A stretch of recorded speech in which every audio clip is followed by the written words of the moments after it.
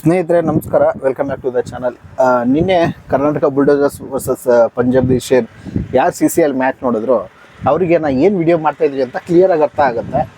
I think ಇದು Punjab De share ಅಲ್ಲ, Punjab the ಕುತ್ತೆ ಅಂತ ಹೇಳಬೇಕು. ಯಾಕಂತಂದರೆ ಆ ರೀತಿ ನಾಯಿ ಆಡ್ದಂಗೆ ಆಡಿದ್ರು ನಿನ್ನೆ. ನಾವು ಎಲ್ಲರೂ CCL ಮ್ಯಾಚ್ನ ಯಾರು ನೋಡಿರ್ತಾರೋ ಅವ್ರು ಖಂಡಿತವಾಗ್ಲೂ ಗೊತ್ತಿರುತ್ತೆ.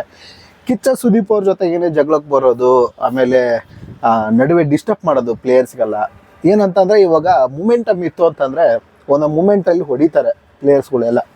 ಹೊಡೆಯೋ ಟೈಮಲ್ಲಿ ಏನಾದರೂ ಖ್ಯಾತೆ ತೆಗೆದು ಕೂತ್ಕೊಂಡ್ಬಿಡೋದು. ಆವಾಗ ಅಲ್ಲಿ ಬ್ಯಾಟ್ಸ್ಮನ್ಗಳಿಗೆ ಆ ದಾರಿ, ಆ ಮೂಮೆಂಟಮ್ ಕಳ್ಕೊಂಡ್ಬಿಡ್ತಾರೆ. ಆ ಮೂಮೆಂಟಮ್ ಕಳ್ಕೊಂಡ್ಮೇಲೆ ಮತ್ತೆ ಹೊಡಿಬೇಕು ಅಂತಂದರೆ ಮತ್ತೆ ಅದೇ ಮೂಮೆಂಟಮ್ನೇ ವಾಪಸ್ ತೊಗೊಂಡು ಬರಬೇಕು ಅಂದರೆ ಆಗಲ್ಲ. ಸೊ ಈ ರೀತಿ ತಲೆ ಓಡಿಸ್ಕೊಂಡು ಅನ್ಯಾಯವಾಗಿ ಮೋಸ ಮಾಡಿ ಗೆದ್ರು ಪಂಜಾಬ್ ದಿ ಶೇರ್ ಟೀಮ್ ಅವರು.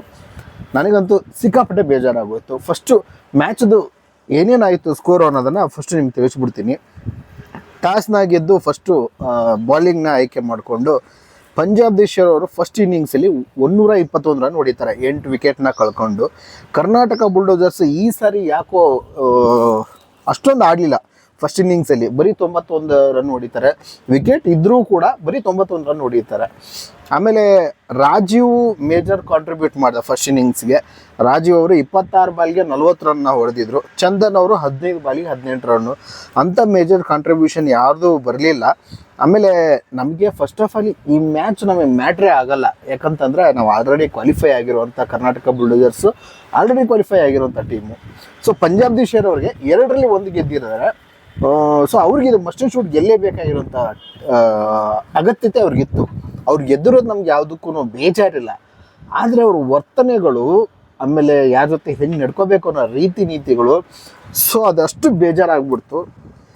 ಸೆಕೆಂಡ್ ಇನ್ನಿಂಗ್ಸಲ್ಲಿ ಅದಕ್ಕೆ ಸುದೀಪ್ ಅವರು ಏನು ಮಾಡ್ತಾರೆ, ಫಸ್ಟ್ ಇನ್ನಿಂಗ್ಸಲ್ಲಿ ಕೃಷ್ಣನ್ ಕಳಿಸ್ಕೊಡಲ್ಲ. ಯಾಕಂದರೆ ಈ ಮ್ಯಾಚ್ ಹೆಂಗಿದ್ರು ನಮಗೆ ಮ್ಯಾಟ್ರ್ ಆಗಲ್ಲ. ಸೊ ಬೇರೆಯವ್ರನ್ನೂ ಫಸ್ಟ್ ಇನ್ನಿಂಗ್ಸಲ್ಲಿ ಆಡಿಸಿ ನೋಡೋಣ ಸ್ಟಾರ್ಟಿಂಗಲ್ಲಿ ಅಂಥೇಳಿ ಕೃಷ್ಣನ್ ಬದಲು ರಾಜೀವು ಮತ್ತು ಚಂದನ್ ಅವ್ರನ್ನ ಕಳಿಸ್ತಾರೆ. ಸೊ ಚಂದನ್ ಕೊನೆ ತನಕ ಇದ್ದರೂ ಕೂಡ 15 ಬಾಲಿ 18 ರನ್ ಮಾತ್ರ ಹೊಡೆಯೋಕ್ಕೆ ಸಾಧ್ಯ ಆಯಿತು.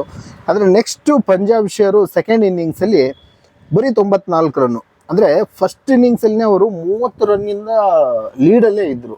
ಸೊ ಹಾಗಾಗಿ ಪಂಜಾಬ್ ದಿ ಶೇರ್ ನೆಕ್ಸ್ಟ್ 94 ರನ್ಗೆ 8 ವಿಕೆಟ್ಗೆ ಕಟ್ ಹಾಕ್ತಾರೆ. ಇಲ್ಲಿ ಕರ್ನಾಟಕ ಬುಲ್ಡೋಜರ್ಸು ಬೌಲಿಂಗ್ ಅವರು ಏನು ಮಾಡಬೇಕೋ ಆ ಕೆಲಸ ಅವ್ರು ಮಾಡಿಬಿಟ್ಟಿದ್ರು. ಬೌಲರ್ಸ್ ಅವ್ರ ಕೆಲಸ ಅವ್ರು ಮಾಡಿದರು.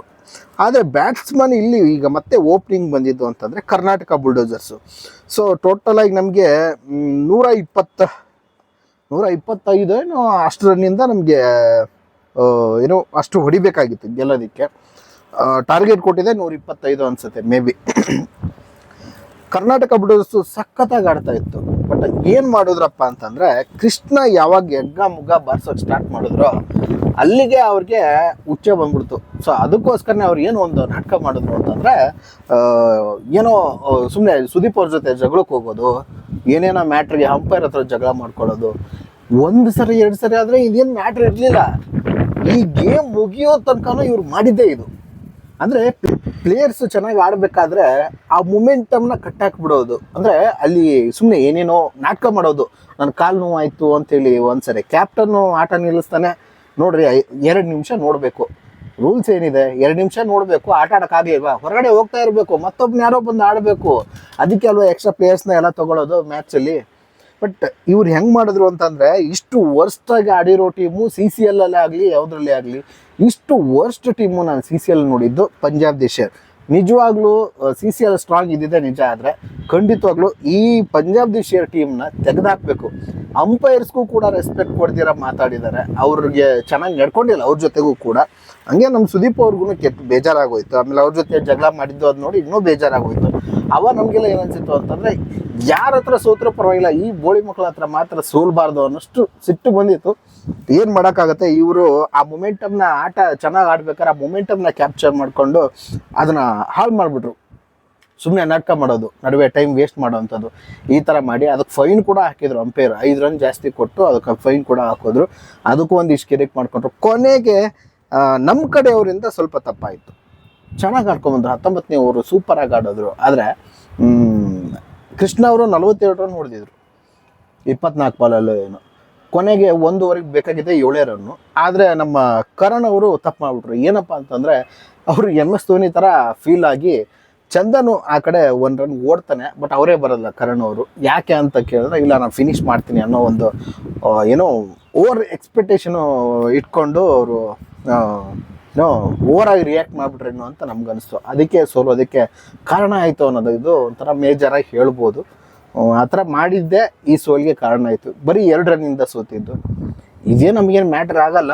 ಆದ್ರೂ ಅವ್ರ ಎದುರುಗಡೆ ಸೋತಿದ್ದಿದೆಯಲ್ಲ, ಇದು ತುಂಬ ಮನಸ್ಸಿಗೆ ಬೇಜಾರಾಯಿತು. ಇದ್ರ ಬಗ್ಗೆ ನಿಮ್ಮ ಅನಿಸಿಕೆ ಏನಿದೆ ಅದನ್ನು ಕಮೆಂಟ್ ಮಾಡಿ. CCL ನೋಡಿರೋರು ಯಾರಾದರೂ ಇದ್ದರೆ ಅವ್ರಿಗೆ ಈ ವಿಡಿಯೋ ಪಕ್ಕ ಅರ್ಥ ಆಗುತ್ತೆ ನಾನು ಯಾವುದ್ರ ಬಗ್ಗೆ ಏನು ಮಾತಾಡ್ತಾ ಇದ್ದೀನಿ ಅನ್ನೋದು. ನೋಡಿ, ಈ ವಿಡಿಯೋ ಬಗ್ಗೆ ನಿಮ್ಗೆ ಏನು ಅನ್ನಿಸ್ತು, ಹಾಗೆ ಪಂಜಾಬ್ ದಿ ಶೇರ್ ಟೀಮ್ ಅವ್ರು ಮಾಡಿದ್ದು ಸರಿನಾ, ಅದ್ರ ಬಗ್ಗೆ ನಿಮ್ಗೆ ಏನು ಅನಿಸಿಕೆ ಇದೆ ಕಮೆಂಟ್ ಮಾಡಿ. ನಮಸ್ಕಾರ.